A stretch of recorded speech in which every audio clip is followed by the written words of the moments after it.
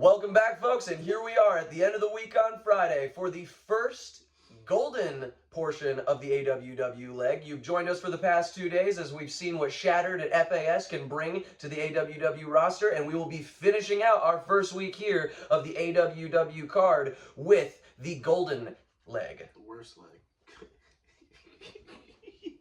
Without further ado, we'll be getting into the first match. All right, the first matchup we have Bobby Builds Louis Pasta of Pasta Mafia up against Pachico and Luchachu of Electroflying. Obviously, Bobby and Louis feel some type of way being excluded from the Fatal 4-Way Tag Team match at Crowning Achievement to crown the first ever Golden Tag Team Champions. And they said, you know what?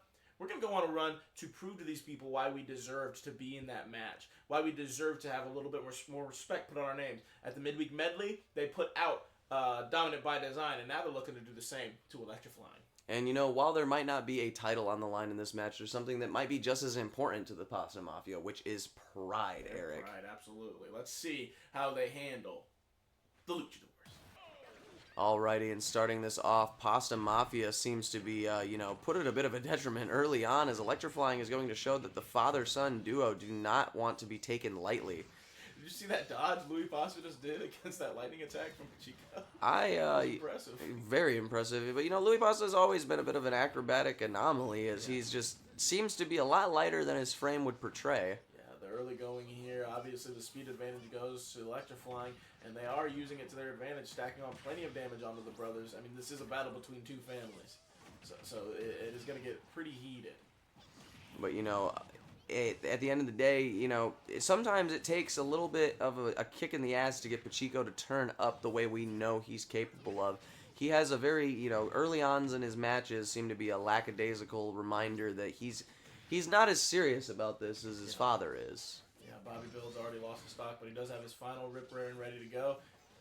I don't think he should capitalize on it right now, and he does, and only gets Pachico while Luchachu avoids it off the top of the screen. They need to get rid of him, and they do. Ooh, and you have to wonder, Pachico does not seem to be taking that lightly, as he does not take kindly to not only being disrespected, but the disrespect towards his father will be enough to see him to turn he catches up. Ooh. Bobby. Bobby Bill's already down to one stock. Louis Pasta still on 3. Pachico and Luchachu 2 each. Louis hanging on to that first stock as long as he can. Bobby needs to get over there and help his brother. Definitely needing to help his brother before he costs him a stock, and we know that if Bobby goes out before Louis, he will be taking one of Louis' stocks to secure himself a spot in this match until both of them are eliminated. They are Louis still able to hang on, actually. This is very impressive from him. You have 173%. Ooh. Bobby's still hanging on. Louis coming to his aid. Oh, but now Pachico has his rip ram ready to go. Oh, and Bobby with an impressive dodge. Louis does lose the stock, but Bobby Build stays in this match. Look how close Louis is, and there goes Luchachu. Evening out the stocks between the four of these. Good Lord! Ooh, and Pachico following his father. Uh-oh, here we go. Louis Able Pasta to got get them both of them. We We're might be seeing seeing it a here today. turnaround. The Pasta Mafia's synchronicity on the battlefield as they work together to secure this dub. We might just be seeing it. Bobby Build's close to his final here. If he can hang on, he can pop that, and they would be in very good position. Luchachu, only one left now. As Bobby Builds, Louis Pasta have turned this match around. Bobby pops the ult. Louis tacking on damage. Oh! Ooh, Luchachu able to survives. sneak by and get himself back into the ring, showing that he is not going to let his son's sacrifice be in vain. He is going to finish this match strong. Louis seeming to feel himself as he thinks this match is completely secured, gloating on the second platform. But we are seeing Luchachu with his ultimate ability. This might be it, as he's looking for a strategic place to place it. Oh no! Dodge! The whiff might have just been what cost Luchachu this There match. it is! Bobby Build secures the win. Pasta Mafia gaining back a little bit more respect and protecting their pride for a moment longer. Ooh, disappointing, as you want to believe that if Luchachu might have not missed that final ability there at the end of the match, he might have just been able to change the tides at the end. But unfortunately, the Pasta Mafia was a little bit too slippery for him, Eric. Yeah, I agree 100%. And if you take a close look, Pachico didn't seem to be in his A game. Not a single elimination under his belt there. Yeah, definitely was not able to turn up like we have seen him do in the past. It just seems like there wasn't enough of that pushing force this night, Eric. Alrighty, and coming up we have what could still be considered a singles match scheduled for one fall, but is more so a bit of a stipulations match, as Mac Dijon feels some type of way about how Lil Nicky has been carrying himself around the backstages here at AWW. Mac does not believe that Lil Nicky deserves to be in this. He doesn't. A lot of people share that sentiment, yeah. Yeah, he doesn't deserve to be in this stable. He doesn't deserve to be in the ring. He's nothing but a wannabe internet nepo baby who's gotten here because of the silver spoon he was born sucking on. Yeah. And Mac Dijon wants to take it to the ring and settle it once and for all of whether or not Lil Nicky deserves to even be in this promotion. Yeah, very ironic. Mac Dijon obviously might be doing this on purpose. Obviously, there are a lot of internet personalities who have taken to the boxing world, and I guarantee you that upsets Mac Dijon even more. Now, while Mac Dijon is now outside of his comfort zone in the wrestling world, he still feels that Lil Nicky did not pay his dues to earn his spot. So the 5-time Louisiana boxing lightweight champion is about to take Nicky into the ring and go a few rounds. Alrighty, well, without further ado, Eric, let's see how this bout goes about. Alright, let's see how this goes. Starting right in the middle of the ring, Nicky starting out with a little bit more damage here. And yes, you can't be taking away from that speed advantage that Lil Nicky is given at the beginning of his matches, too. He always comes out the gate swinging a lot faster. Of course, he loses steam later on in the matches, but it is always a bit of a, advantage to have. Yeah, very, very tricky to fight around when he's at the beginning of the match. And look at that. Nicky throwing Mac Dijon right out of the ring. Wow. Taking him back up the entrance ramp, almost Look mocking. Look at that cheap, of course Nicky wasn't going to keep it in the ring. Mac should have seen this coming. Why would he? Why would he fight in your realm? Exactly. It's almost going to show the cockiness of Lil Nicky accepting this bout, but in the back of his mind saying, "Oh yeah, I'll fight you in the ring, but we ain't gonna stay in it." Yeah, but Mac Dijon able to get him back in the ring. Absolutely, that's what he needs to do. He needs to keep him where he reigns supreme. Yeah, Lil Nicky using every weapon in his arsenal, though, to even out this playing field between him and Mac Dijon, which goes to show just how much of a powerhouse he is. It just goes to show how much of a powerhouse Mac is. He does not need a sword. He doesn't need a shield. He doesn't need a boomerang or flaming arrows. He's got 2 steel cannons attached to the end of his forearms. And, that's why, even though he might be the Louisiana lightweight... Oh, my God! Ooh, Jesus. An uppercut that just seems to be no-sold completely by Lil Nicky, recovering immediately and going straight into another diatribe of attacks. Mac Dijon still holding his own, that's why even though he might be the 2-time Louisiana lightweight boxing champion... 5-time. 5-time, my bad. They still call him the Bruiser from the Bronx up on the back screen because it doesn't matter what state he's in. He is from there when it comes to his combat abilities. Yeah, I agree 100%. Any city would be lucky to claim him. Definitely. Whoa. Wait a second. It seems like we might have had a bit of an underhanded tactic happen off camera as Lil Nicky seems to be the only one coming back on screen. The match is ending by disqualification because it seems that Mac Dijon is not able to make his way back to the ring, but I'm very curious to see what's going on behind the curtains where Lil Nicky just took him, because I am very doubtful that Mac Dijon was just taken out like that. Alright, ladies and gentlemen, the next match is a Hellbox match between Anger Incarnate, Insuror, and the Ultimate White Knight, Retep. You want to explain yourself, Eric? Huh? You seem like you have a little bit of a thing going on, a little I had a uncontainable excitement. I had a Diet Coke in between matches here. Caffeinated drinks do wonder to me, boy. I am very excited for this next match. Obviously, the Hellbox is right up my alley, boy. You know what I'm saying? It is danger. It is chaos. It is magnificent. And Anger Incarnate locked inside the Hellbox with the so-called White Knight. I'm waiting to see Retep get a new asshole torn into him by Insuror. Well, I mean, Eric, Give me a Diet Coke! Okay, and with a Diet Coke in his hand and pep in my step, we are ready to commentate this match. Insuror immediately falling into the lava like a big fucking dummy. I hope you didn't hear me say that. And you gotta wonder, does this match type favor Retep, who has actual wings? He can fly. I mean, even though he's stuck down there now, I don't believe he's gonna stay stuck in the lava unless he just keeps flying right into those fucking bumper objects like a moron. Both of these people are fucking idiots. And some people might go as far to say that Insoror is given the inherent advantage, given that he is, constantly on fire with the flaming belt around his waist. But that's grade 7 molten steel at the bottom of this ring. It doesn't matter how familiar you are with fire. The Inferno down there is not one to be He's contested. burying it. Look, he was walking around for a second with it. Oh, look. No holds barred, so obviously this man summoning a giant fucking skyscraper completely within the rules. Completely within the rules. Sorry, carbonated drinks. Yeah, I know. It's just you seem to be like a bit, burping. Absolutely. Both competitors lost a stock in the blink of an eye, and I know that because I blinked very quickly 17 times, and it felt like one normal blink. Again, caffeinated drink. Both competitors now very high up into the middle, 73, 89, 87. Insoror, once again, stuck in the lava. What the fuck is going on? We have 2 smash balls in play, but you have to wonder if one of them is the imposter, as the kids would say. I do believe there is an imposter among us, and he hit himself! He nutted all over himself!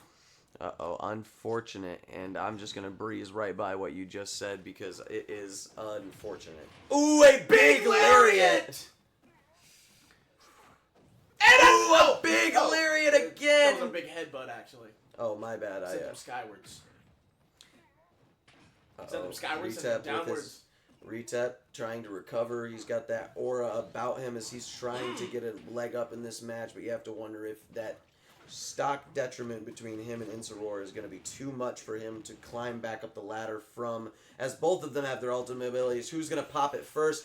Ooh, and it's Retep able to get the I think that's stock. going to take. He's at fucking, 197? There's no way he doesn't die there. There it goes, evening out the stock difference between the two of them, but with the 87% difference between that stock, it doesn't look like Retep's going to hold this advantage for long. Yeah, and especially if he gets stuck down there like he is right now. But again, able to fly, that's going to give him an easier chance of getting out of there. Ooh, the wall of the arena able to save him from a ring out. Ooh, but not that time. Immediately going after, he sees Insoror's high up in the 100s. He wants to get rid of that stock early on in this stock. And Insoror now with his final. Uh-oh, and Insoror's final is not one that you want to be caught in the crosshairs of, Eric. It is an absolutely devastating ability. Right, and he runs right into a steel wall. Ooh, but recovering with another lariat, going to show he is still a signature player here today. Giant fire-breathing dragon, as if this fucking stage wasn't hot enough. Definitely a stipulation I have a few questions about, as how are we even able to contain a Can we dragon? point out the fucking obvious right now? For a guy who calls himself the White Knight, he sure does seem to be jumping Insoror quite a lot with these weirdos coming into the ring. Definitely. The amount of third-party fighters that have entered this match, while it might be a nose-barred bout, is definitely questionable for the moral implications it has for Retep's character in this fight. I agree 100%. Insoror now stuck down there where Retep lost his most recent stock, and he just can't get out. He can't fly like Retep can, so it's a little bit more difficult for him to escape that molten hot steel. Definitely, as we see him caught in a loop as he seems to be in an unending series of getting bounced between the wall. Ooh, and Retep takes his place down there, still using those wings to give himself that at least a small bit of respite between the bounces. Ooh, nice counter there. Ooh, dumping at the lariat. Retep, last second, able to pop the final. He's going to take the stock. It comes down to this last stock. Retep at 81. Insoror fret. Definitely getting deja vu, Eric, as we were in this exact same situation earlier on in the match, and we know that 81% disparity was what cost Retep earlier on in this match, and it might just be what cost him the dub, but he goes for another. Insoror quickly caught back up to 84%, being stuck in the molten hot steel, but he's constantly attacking Retep into that wall. Ooh, Retep's giant as shit. It looks like the next attack might just be what puts Retep away. But there we go, the thwomp! Insoror! The third-party assist allows Retep to come out on top in this Hellbox match as he puts Insoror away with a thwomp. What a coward. How are you going to call yourself the White Knight? It just makes me angry. I'm sorry. Next match. In the main event of AWW Golden's first ever episode, we have two brothers once again going at each other. Obviously, Long Frickin' Rollins caught Mario off guard at the midweek medley, attacking him because, as we learned, main event Mario attacked Long freaking Rollins backstage to take his spot in the fucking the tournament at Crowning Achievement for the Wii Universal Championship. And if you thought that this abashed, sheer show out of disrespect to the name that is Main Event Mario was going to go unnoticed, well, Long freaking Rollins got another thing coming for him. You're on the side of Main Event Mario here. Oh, I am on the side of Main Event Mario. See, the thing is that they're just such similar fighters that we could barely even tell them apart when one of them was impersonating the other, and here I am getting their names mixed up. But of course, if you think that Long Rollins' show of disrespect was going to go unnoticed by Main Event Mario, you have another thing coming, and we are going to see who comes out on top in this matchup here tonight. I hope it's Long. I hate Mario. All right, here we go. Main Event Mario with that giant advantage at the beginning of the matchup. Long freaking Rollins has seen it a million times before. Look at the size of that bomb. Yep, definitely adopting the Adonis strategic technique shown to him by Giga Chad. While he's not able to hold the form as long as Giga Chad is, he definitely is able to use it to his maximum advantage early on in these matches. Main Event Mario is staying right on top of Long freaking Rollins right now. Definitely not giving him a chance, much like Mario did not give him a chance at all to defend himself backstage when he hit him with that smash bat and just absolutely annihilated Can't believe you're him. on that guy's side after he attacked his brother like that. I'm sorry, Eric. I just seem to be constantly getting the two of these people confused. Oh my good lord. Long is the good one. Oh, Lonk is the good one. You really do got them confused. Main Event see his freaking display of disrespect towards Long in the Wii Universal Tournament Championship Tournament at Crowning Achievement has you all clusterfucked on remembering who's who. Big arrow to the forehead to the menace that is Main Event Mario. Long freaking Rollins. I dropped my phone. Long freaking Rollins able to take the stock, but he's already at 100.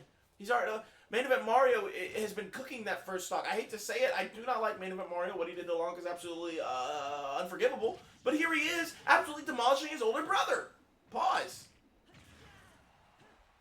Uh-oh, and as we are seeing, it looks like Mario might be trying to strategically place one of those super abilities. Ooh, taking another stock from Long Rollins, showing the same amount of disrespect he did last time, and is not giving him a chance to fight back. Main Event Mario, who thought he deserved to be in the Wii Universal Championship Tournament more than his brother Long, is obviously taking it to task now to try and prove that he's a fucking idiot because he didn't make it back to the stage. Yep, at their final stocks, these competitors are at the all or nothing point of this main event. This is what it all comes down to tonight here, Eric. We are seeing them at their best, at their worst. It is going to be a detriment as Main Event Mario takes Long Rollins to task, showing that he might have just been more of a competitor to be put in that tournament, but at the end of the day, those underhanded tactics would not go unnoticed. Yeah, I agree 100%. Long freaking Rollins might be still feeling the effects of that backstage attack at the Crowning Achievement. It's been a while now, but I mean, I understand a little bit. He did beat the fucking shit out of him with that bat.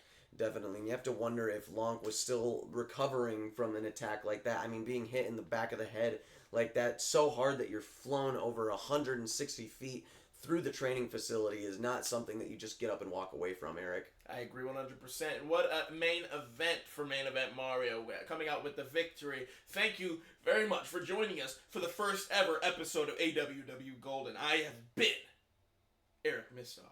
And I've been your host, S-Class Dice Excalibur. Join us next week as we continue with AWW.